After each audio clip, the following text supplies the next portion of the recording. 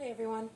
So I decided to try making homemade ricotta for the first time because milk was on sale and I saw a recipe and I figured, why not? Let me try it, see what happens. I got 0.5% milk, which is lower than the percentage that they mention in the recipe, but we'll see what happens when we use the 0.5%. So the ingredients, it calls for a large pot to fit in 14 cups of milk and 2 cups of heavy cream and 1.5 teaspoons of salt. I used sea salt, and 6 tablespoons of lemon juice or white vinegar. I used 5 tablespoons of lemon juice and 1 tablespoon of vinegar because I had a lemon and that's all it yielded, and then I had some vinegar, so I don't think it matters much. It's just so that it causes a reaction and gives you curds. Anyway, you put it on medium heat and you stir it constantly. That's what they told you to do, so that's what I'm doing. And it looks like it's getting pretty close to boiling at this point. And once it boils, you put in the lemon juice or vinegar, and you take it off the heat first, and then you put in the lemon juice and vinegar, and you stir it, and you let it go for 2 minutes. And it's supposed to yield ricotta, curds, and whey. And I don't know what's going to happen because it's the lower fat percentage of milk, so I'm kind of curious to see what happens. I hope I didn't waste all of this. But I figured, why not try something different? And so then I have a colander with cheesecloth in here sitting over a larger bowl, which after 2 minutes or so, after you add the lemon juice or vinegar, you then wait 2 minutes or so, and then you put it into that vessel with the cheesecloth and let it drain through the colander into the bowl, and whatever's left after, I don't know, 10 minutes to an hour, depending on how thick you like your ricotta. The recipe mentioned that the person who put the recipe out there said that they like it after 10 minutes, but we'll see what happens with this percentage of fat, see what happens after that. So I'm going to let this go for a little bit more, and then I'll come back in a second.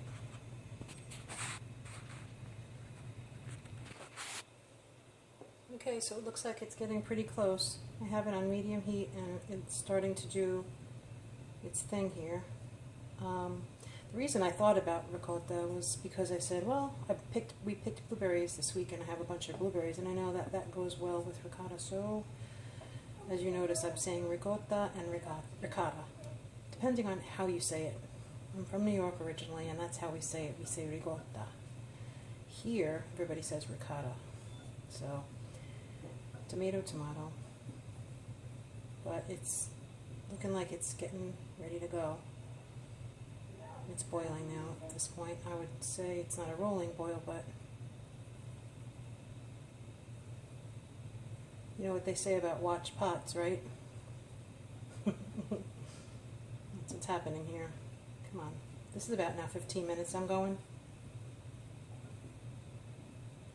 And somebody might say, well, why don't you just go to the store and get some instead of making it? And I said, well, to that I say, I want to try something different. See how it is, if it's better than what we get in the store or not. So I'm going to call that good. Yeah, that's boiling. Okay, so they say to move it to off, add the lemon juice. So I'm going to do that right now.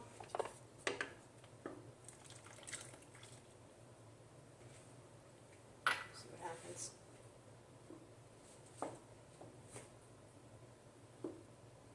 It's supposed to take 2 minutes. I don't know. It looks like something's happening. Something is happening. Yeah, definitely, see?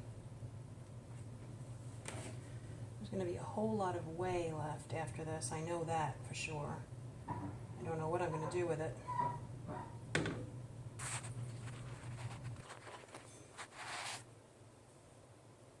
Look what's happening, everybody. turning into ricotta. Ricotta. Let's see here.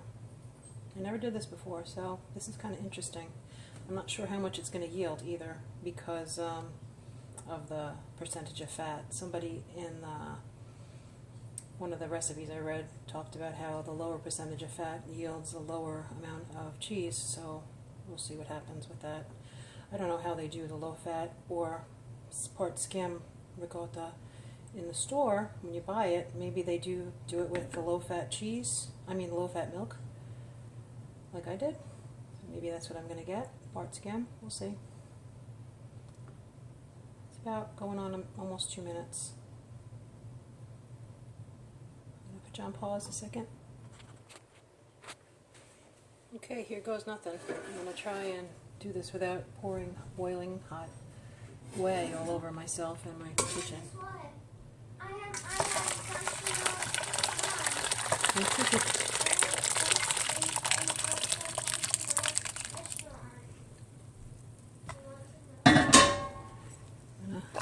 raise that up here. Technical difficulty with the cheesecloth, but that's okay. It's working.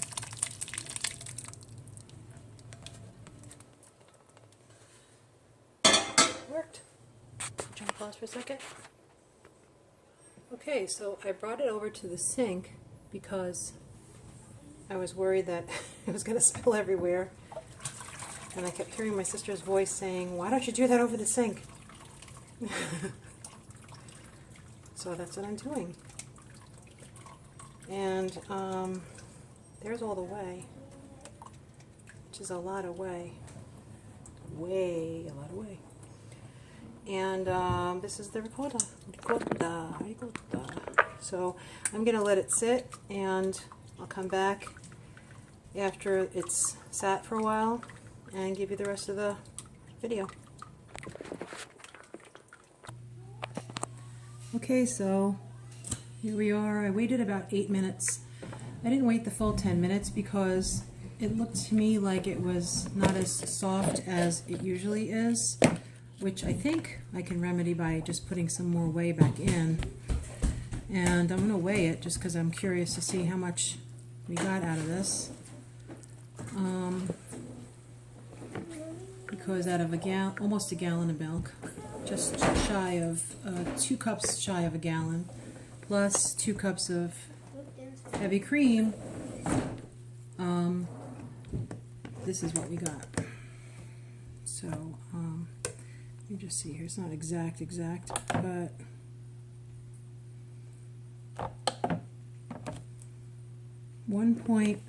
probably call it 1.8 ounces, so 1.5 pounds.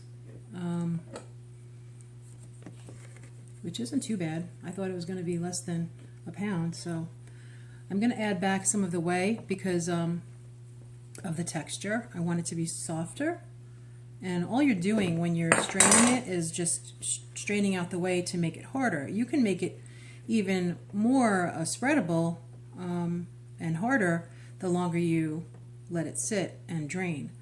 The only problem is then that's not really ricotta, but it's more like farmer cheese, which is great, but that's not what I'm trying to make here. So yeah, it's 1.8 pounds. And then this is the extra whey that I have, and I'm going to put that back in so that it will be softer. Because, you know, one of the things about ricotta cheese and sour cream and cottage cheese is you always have that liquid on the top, and that's the whey.